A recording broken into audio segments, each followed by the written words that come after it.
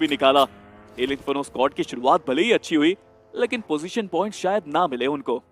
पर आप देखिए उनके साथ ट्रॉय समिलियन के जो खिलाड़ी हैं वो भी पानी के अंदर मौजूद हैं।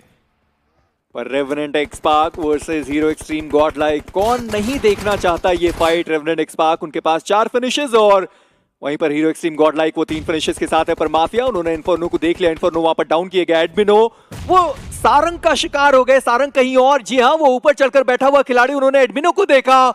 एडमिनो वहां पर डाउन किए गए। पंक उनकी भी पोजीशनिंग पता है यहाँ पर स्प्रे गॉड को।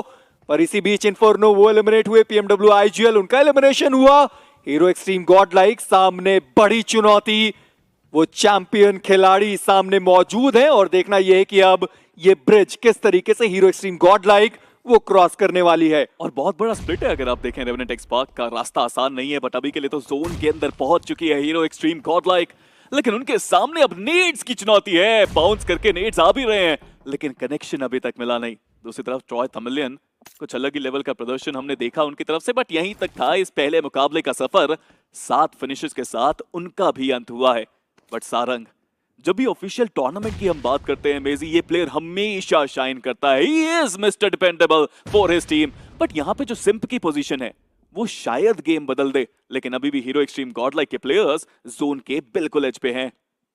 पर स्पीरो, अब रेवेनेंट एक्सपार्क को भी समझना है कि ये फाइट ज्यादा जरूरी है या जोन ज्यादा जरूरी है। क्योंकि शैडो को आप देखिए, वो तो वैसे भी बहुत दूर है अपनी टीम से।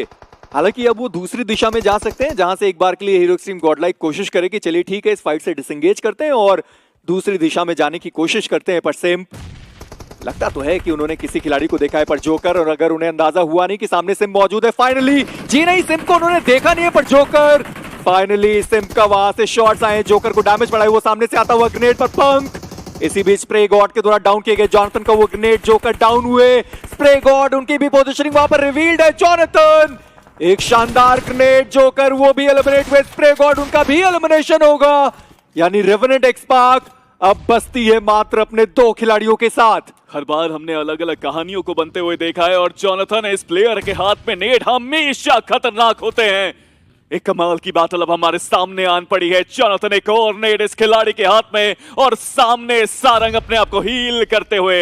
एचपी कम जरूर हुई है, बट सारंग को स्पॉट किया। जॉनथन टेक्स अनदर, ये तीसरा फ्रैग जॉनथन के लिए, but that is all he is gonna get. Zone